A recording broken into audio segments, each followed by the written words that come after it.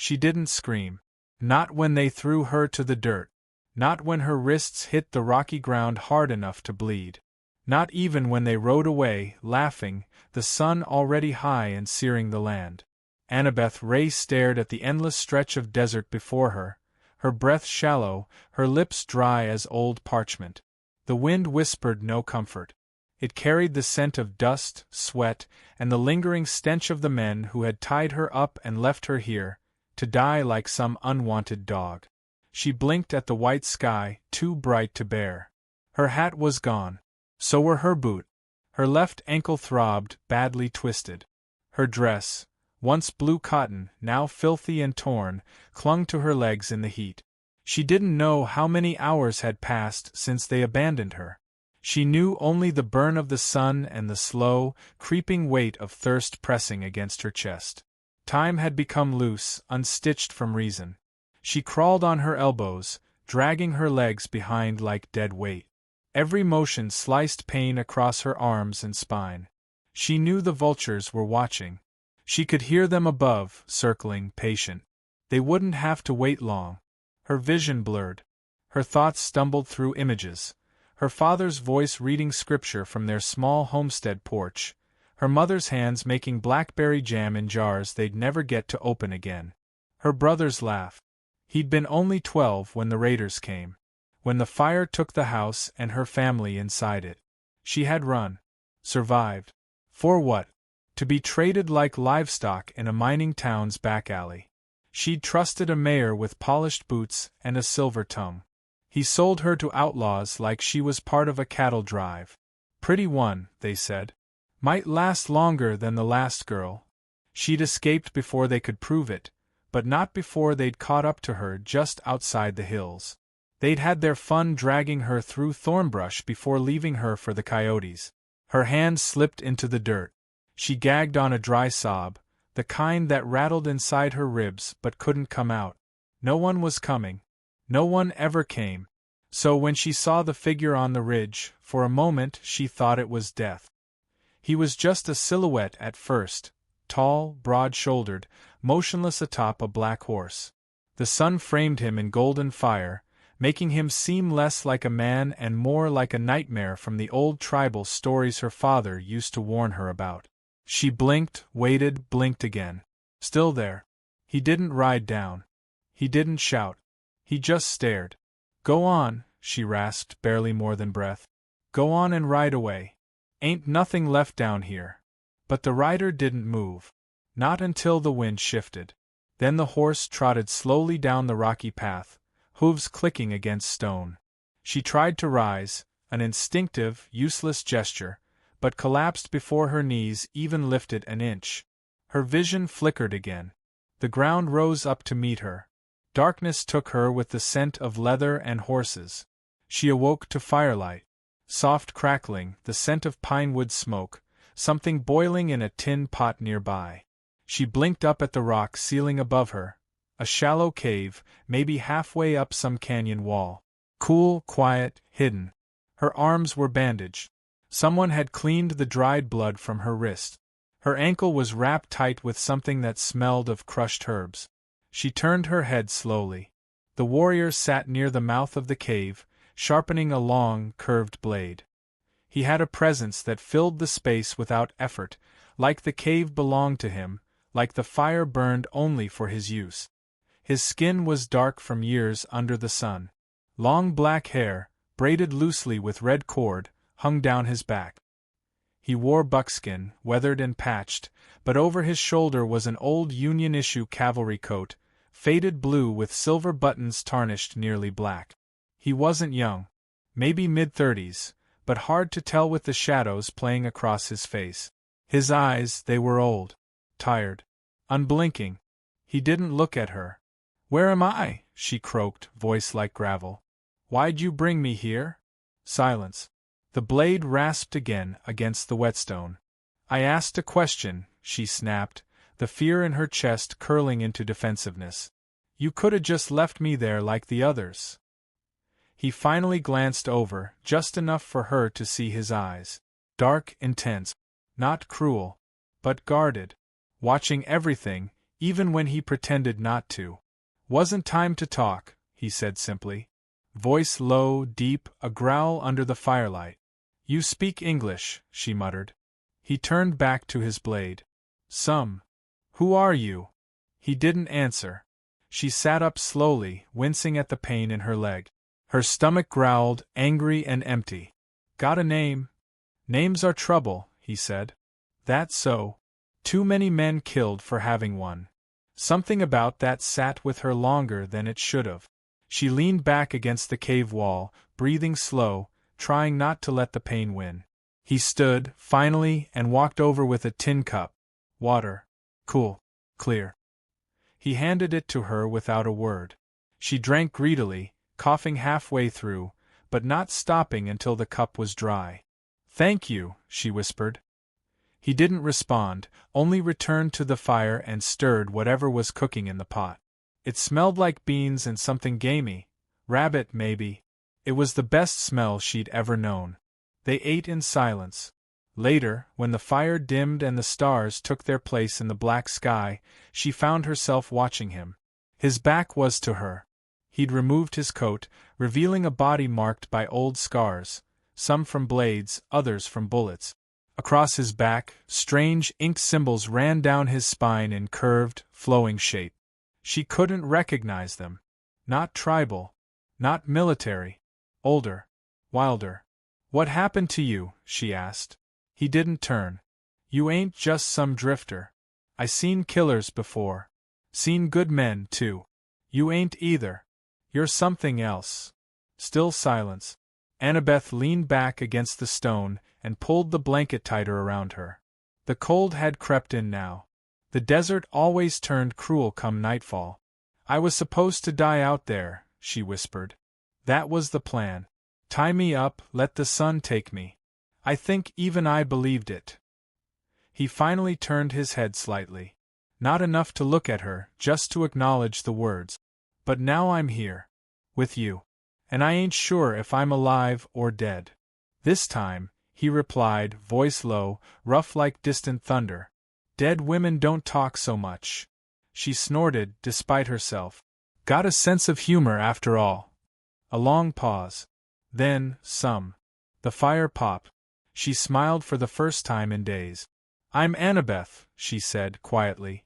You can keep calling me girl if you want. But that's my name. He didn't speak. She sighed. Suppose I'll just call you Ghost then.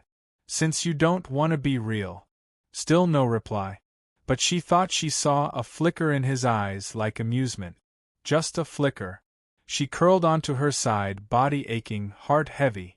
As her eyes slipped shut, she murmured, You don't have to stay, Ghost. But if you do, don't leave me behind. The last thing she heard before sleep stole her was his voice, just above a whisper. Wasn't planning to. And for the first time in a long while, she believed someone meant it. The next morning broke sharp and cold. Annabeth stirred beneath the rough wool blanket, the chill pressing against her cheeks. The fire was down to glowing embers. She sat up slowly, her ankle a dull throb under the tight wrapping, and looked toward the mouth of the cave. He was gone. Panic kicked her heart. She scrambled upright, ignoring the protest from every bruised bone, and limped to the entrance. But before she could call out, a shape appeared just below the ridge, him, climbing the slope with a brace of rabbits slung over one shoulder and a rifle in the other. Relief washed through her, then embarrassment. She hadn't realized how much she'd counted on him staying. He looked up once, said nothing, and nodded toward the cave. Annabeth hobbled back inside, cheeks burning. He cooked again. Quiet as always. She watched his hands work. Methodical, skilled, efficient.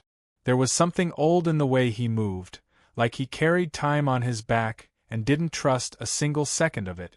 She didn't interrupt him. Not until the smell of roasted meat filled the cave and her stomach practically cried out. You always this talkative? She asked, accepting the chunk of rabbit he handed over on a flat rock. No need for noise when things work. She took a bite. Chewed. Swallowed. Well, I suppose that makes me the loud one. He gave her a glance, not annoyed but measuring. Maybe that's why you're still alive, he said. She didn't answer right away. The food was too good. Hunger had stripped away every layer of pride she had left. She ate until her hands trembled from the effort. When she finished, she leaned back against the rock wall and closed her eyes. I dreamed about fire last night, she said softly. About my family again. I don't even remember their faces anymore. Isn't that something? He didn't answer. She didn't expect him to. She opened her eyes and studied him. His coat was open now, and beneath it she could see the faded shape of a cavalry insignia stitched to his vest, half picked apart, half burned away. You served, she said. Union. He didn't nod, but didn't deny it. You don't wear the uniform like you're proud of it. He didn't look up from the knife he was cleaning. I wear what keeps me warm. What's a soldier doing all the way out here? Alone? He paused. The knife stilled in his hand. Then he set it down slowly and met her gaze. Soldiers die. Some quicker than others. Some keep going after they should have stopped. Annabeth blinked. There was pain in those words, deep, marrow deep, but he didn't flinch from them. Is that what you are now? She asked. A ghost of a soldier? He looked away, but there was something sad in the corner of his mouth. Not quite a smile. They called me Elijah once, he said. Elijah Ghostwalker. Annabeth froze. That sounds like the kind of name you keep quiet on purpose. He nodded. I do. Why tell me? Because you already guessed I wasn't just some stray. And because you ain't running. Couldn't if I tried, she muttered, wincing at her ankle. The silence that followed wasn't heavy, it was understanding. Like something had shifted between them. Not trust, not yet. But something cracked open. Something real. Later that day, Elijah motioned for her to stay put and disappeared into the rocks below. Annabeth sat in the cave, chewing on dried meat, watching the shadows shift. The longer she waited, the more her mind spun. She couldn't stay here forever. And if Elijah was who he hinted at being, trouble wasn't far behind him. Just before dusk, he returned. His face was set hard. Riders, he said. How many? 3. Maybe 4. Hunting. Following tracks. Her stomach turned to ice. They're looking for me, she whispered. He nodded once. You got a plan? I do. She waited. He didn't explain. You're just gonna let me guess? She asked, trying to summon a little humor to keep her fear in check. No time to explain. We move. I can't run on this leg. You won't have to. He pulled her to her feet, strong but careful. Hold on. Before she could protest, he threw his coat around her shoulders, lifted her like she weighed nothing, and carried her out into the dusk. They rode through the canyon shadows, her on the horse, Elijah leading it by the reins on foot, eyes scanning every ridge, every stone, every ripple of movement. The land was silent, but it wasn't safe. She could feel it. That tightness in the air, like a storm waiting to break. Where we going? She asked. Old trail. Few miles north. Too narrow for more than one rider. We'll lose 'em there. And then, his voice was flat. Then we fight. She wanted to argue. Wanted to say she wasn't a fighter, that she'd had enough blood and fear for a lifetime. But something in his tone told her there wouldn't be another option. Not this time. They reached the trail as night swallowed the horizon. It was as Elijah promised, thin, snaking along the cliffs like a thread barely stitched to the land. He helped her down, hid the horse in a cut of rock, and set to work. He laid traps in silence. Wire snares, pressure spikes, dust-covering footprints, every move deliberate. You've done this before, she said. He nodded. She sat beside him as he loaded his rifle, his tomahawk, his knife. She picked up a small revolver he'd placed beside the gear. This for me? If it comes to that. I ain't shot a man before. You survive, you will. She swallowed hard, closed her hand around the grip. You scared? She asked. He didn't answer right away. Then, always. But I move anyway. That, more than anything, gave her courage. They heard the riders near midnight. Distant hooves, muffled voices, echoes bouncing along canyon walls. Elijah crouched near the edge watching, waiting. Then a shot rang out. One of the traps triggered. A scream. A crash of something heavy tumbling down stone. Confusion below. Elijah stood. Calm. Cold. He raised his rifle. Annabeth heard the shot crack like lightning, and a man fell. She watched, frozen, as Elijah moved through shadows like a phantom. Each shot deliberate. Each movement precise. He never rushed. Never hesitated. She counted 3 men. Then a 4th emerged from behind the rocks. Gun drawn. Too close. Elijah, she screamed. But Elijah had already turned. The 4th man raised his gun. Elijah threw the tomahawk before the man's finger could squeeze the trigger. It buried in his chest with a sound Annabeth would never forget. Silence followed. Not peace. Just the end of noise. Elijah returned slowly, retrieving weapons, checking the bodies with grim efficiency. When he came back to her side, he looked like a man carved from the mountain itself. Blood on his coat, soot on his hands. She looked up at him, her voice trembling. You didn't hesitate. He met her eyes. They would've. She nodded. Her hands were still tight around the revolver. She hadn't even realized she'd drawn it. Am I different now? She whispered. He knelt beside her, took the gun gently from her grip and set it down. No, he said. You're just more awake. They slept in shift. No fire. No talk. But before she drifted off, her head against his coat, she murmured, "Thank you." He didn't answer. He didn't need to. At dawn, they buried the bodies beneath stones and left the canyon without a word. She didn't ask where they were going next. Because for the first time, she wasn't afraid to follow. The days blurred into each other, stitched by firelight, whispered conversations, and the rhythm of horse hooves across harsh country. They traveled north, avoiding towns and staying close to canyons, hills, and old riverbeds no longer wet. Each dawn came colder, each night darker. Autumn was creeping in, and the world was shifting colors around them: gold, rust, blood. Annabeth had grown leaner, meaner. The swelling in her ankle faded, replaced by callous skin and a growing instinct to glance over her shoulder. Elijah taught her how to read wind trails, how to shoot straight, how to gut and clean a kill. Not with words. He rarely used those, but with gestures, long looks, and a kind of patient intensity that never frayed. She didn't ask him why he stayed. She just stayed too. One morning, they found the burned remains of a wagon. Flies buzzed. The smell hit first, flesh and grease and smoke. The canvas top had collapsed in black curls, the wooden spokes shattered like matchsticks. A child's rag doll sat untouched in the dirt, as if waiting for hands that would never return.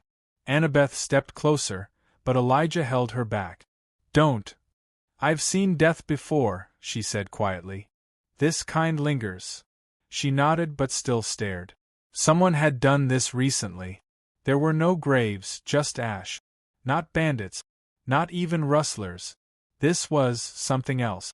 Later that night, as they sat beneath a twisted mesquite tree, she finally asked, "What are we running from, really?" Elijah didn't answer right away. He rubbed oil along the barrel of his rifle, methodical, slow. "I know it ain't just those bounty hunters," she said. "Not anymore. They were too organized, too sure of where we were." He looked up, eyes catching firelight. "They ain't after you, not anymore." She swallowed hard. "Then they're after you." He nodded. She waited, and he must have seen something in her face. Curiosity, anger, loyalty, because he finally spoke. 3 years back, I was part of a unit sent to clean up an incident in the Dakota Territory. Settlement had gone missing. Whole town. No survivors. Just a silence where people used to be. What happened to them? Elijah stared past the flames. "We never found out. But we did find gold. Buried under the town. Raw, untouched. Enough to buy half the West." Annabeth leaned forward. "The army took it?" Higher-ups did. Covered it up. We were supposed to keep quiet. Most did. You didn't. I wrote to a marshal in Denver. Told him the truth. He vanished 2 weeks later. Then my unit started dropping. One by one. Accidents. Suicides. Disappearances. I ran. She exhaled slowly. So you're the last one. He nodded. And they want me dead before I talk. They're still trying to bury it. Elijah looked at her. They always bury the truth. Same way they bury people. Deep, quiet, and fast. That night she couldn't sleep. Not from fear. From fury. The idea that men with power could erase whole towns, and chase the last living witness like a ghost through the desert, made her stomach twist. By morning, they weren't running anymore. They were planning. They rode hard for 3 days, skirting the edge of the high plains. Elijah had heard whispers of a contact, a friend from the old days, a Cheyenne scout who now kept to himself near the old mining scars up north. If anyone could help them find safety or a voice loud enough to speak truth, it was him. But someone else was following. Annabeth felt it first. She turned in the saddle. We're not alone. Elijah didn't ask how she knew. He just adjusted his rifle and pointed to a narrow ridge ahead. Up there. We make our stand. The trail wound through dry stone and scrub brush. They set snares again, like before.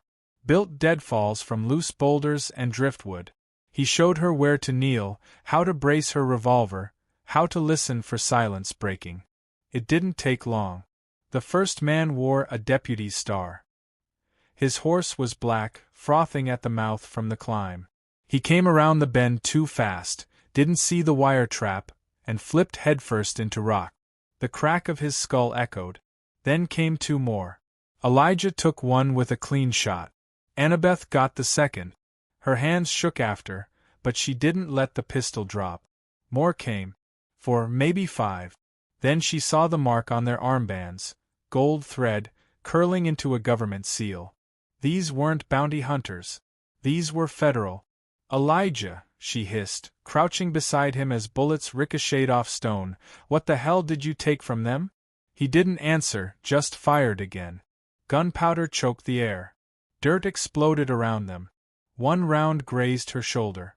She bit back a scream and kept firing. When it ended, the canyon was quiet. Wind carried dust over bodies, over spent shells and blood. She leaned back, breathing hard. You all right? Elijah sat with his back against a boulder, clutching his ribs. Blood soaked through his shirt. His eyes were sharp, but the lines around them had deepened. Could have been worse. You were hit. He nodded, almost like he hadn't noticed. Annabeth pulled his coat open. The wound was clean, through and through, but deep. She ripped strips from her shirt to pack the bleeding. As she worked, he winced. You're getting good at this. Good, she snapped. I'd rather be terrible at it if it meant you'd stop bleeding every few days. That drew a tired chuckle from him. You're stubborn. Damn right I am. You're the only man I've met worth being stubborn for. That silenced him. His eyes searched hers, raw, unsure, vulnerable in a way he never let anyone see. You don't have to stay, he said quietly. It ain't your fight. She paused, then kissed him. It wasn't gentle. It wasn't perfect. It was bruised and breathless and full of dust and ash and something that had been building between them like a fire with no name. When she pulled back, she whispered, too late for that. They burned the uniforms of the dead. Took ammunition. Kept moving. Elijah's wound slowed them, but he never asked her to stop. By dusk, they found the old cabin. Half buried in trees. Rotten shutters, caved-in roof, but enough to hide for a night. Inside, Elijah collapsed beside the hearth, and she kindled a small flame. She boiled water, cleaned the wound again, and whispered every story she remembered from her childhood. Her voice filled the silence, small, trembling, but real. He watched her through heavy lids. You carry light, he murmured. She stopped. What? Inside you. You carry light. Even after all they've done. She took his hand in both of hers. I carry you now, too. He didn't speak again. But that night, as she sat beside him with her revolver on her lap and her back to the door, she realized something. The fear hadn't gone away. It had changed. It wasn't about dying anymore. It was about losing what they'd built between them, two broken things, soldered together in fire and blood, trying to make something worth fighting for. In the distance, a wolf howled. And Annabeth whispered to the dark, "Come for us, then." Because now she would be ready. The morning came with frost silvering the grass and a stillness so deep, even the birds held their breath. Annabeth stirred slowly, her limbs sore from sleeping upright, her hand still wrapped around the revolver. She looked over at Elijah, sprawled beneath a worn blanket near the hearth. He was pale, lips chapped, his breath shallow but steady. The fever had broken in the night, but barely. His skin glistened with sweat. He hadn't spoken since just before dawn. She touched his forehead. Still warm, but not blazing. A good sign. He would live, if the world gave them just one more day. She left the cabin quietly, stepping into the thin light of morning. The forest whispered around her. Pine, frost, wind. For the first time in weeks, there were no hooves chasing her. No shouts. No bullets. Just the woods. And silence. She checked the traps Elijah had set near the tree line. 2 rabbits. Enough to eat and keep moving. She skinned them by the creek, her hands steady now, her movements fluid. She'd learned more in the last 2 weeks than in all her years of praying and stitching and smiling politely for men who treated her like a prize to be traded. She was no one's prize anymore. Back in the cabin, Elijah stirred as the scent of meat filled the air. He cracked one eye open, then winced and sat up slowly. "You're awake," she breathed, rushing to his side. He nodded once. "Smells like something died." It did. "That's breakfast." He managed a ghost of a smile. "You cook better than I expected. Don't get soft on me now." They ate in silence, like always, but this time there was something settled between them. Something understood. Afterward, she helped him outside. He leaned on her shoulder without shame. The sun was creeping over the treetops, painting the world gold. "We can't stay here," he said, voice rough. "More will come." She nodded. "I know. I can draw them off. Give you time." "No," her voice was sharp, final. "Don't you dare say that." He looked at her, really looked, and something in his eyes softened. "I ain't letting you die so I can run," she added. "I didn't survive all that just to start over alone. You'd make it. You're strong now. I was always strong. I just needed someone to remind me." He said nothing, but she could feel the answer in the way he held her gaze. Later that day, she helped him mount the horse. His side still bled through the bandage, but he was upright. Alive. They headed west, toward the mountain pass where the old scout was said to be. It was their last hope. If he could get word to someone with authority, someone not bought and sold, they might still have a future beyond running. By nightfall, snow flurried in the wind. Annabeth shivered but didn't complain. Elijah rode ahead, his silhouette tall and quiet in the dimming light. He hadn't said much since they left the cabin, and that silence was heavier now. Measured. Like he was weighing something behind his eyes. They made camp near a crooked stone outcrop. She built the fire, cooked what little they had left, and sat beside him, wrapping both blankets around them. "You're thinking of leaving again," she said. He didn't deny it. "Stop. It ain't safe." "No. It's not. But life never is. I want to live it with you anyway." He looked at her, and for once, his eyes weren't hard, they were full of pain, and love, and fear. "I've buried too many people," he said. "My wife. My daughter. My whole damn unit. Everyone who knew me either died or wished they had." "Well, I'm not scared of your ghosts," she whispered. "And I'm not ready to be one." They sat like that for a long time, the fire crackling, the stars wheeling above them. Finally, Elijah rested his head against hers and let out a breath like the world had been holding it in for years. "I love you," he said. Simple, soft, final. Annabeth closed her eyes and smiled through the sting in her throat. I know, she said. Took you long enough. The next morning, just before dawn, they found the scout. He was older than time, with eyes like a hawk's and skin wrinkled like river stones. He lived in a canyon no map marked, surrounded by hides, bones, and silence. Elijah dismounted and approached like a son returned from exile. They didn't hug. They didn't speak. They stood, stared, and nodded like warriors do when words would only get in the way. Annabeth stayed back, watching, uncertain. Finally, the old man turned his gaze to her. You are his light, he said. She blinked. I'm just a woman trying to stay alive. No, he said. You are the reason he still fights. That night, they sat by the scout's fire. He gave them food, clean water, a map, a name, Marshal Ridley, a federal man with no love for cover-ups, stationed weeks away near the rail lines. If they could reach him, if Elijah could testify before he vanished again, there might be a reckoning. Or a bullet. Annabeth curled into Elijah's side as he traced their route in the dirt. He pointed out rivers, cliffs, crossings. She didn't understand most of it, but she didn't need to. She'd follow him anywhere now. And she'd kill anyone who tried to stop them. Before sleep took them, she said, You think the world'll ever believe this story? Elijah stared at the flames. Doesn't matter. Why not? Because I believe in you. And you believe in me. Let the rest of the world keep chasing ghosts. She closed her eyes and whispered, Let them. They rode out the next morning with a plan. With hope. And with each other. They say the couple was spotted in every corner of the frontier after that, freeing women from brothels, burning down slaver camps, stealing back what had been stolen from the helpless. Some said she was a runaway preacher's daughter turned outlaw queen.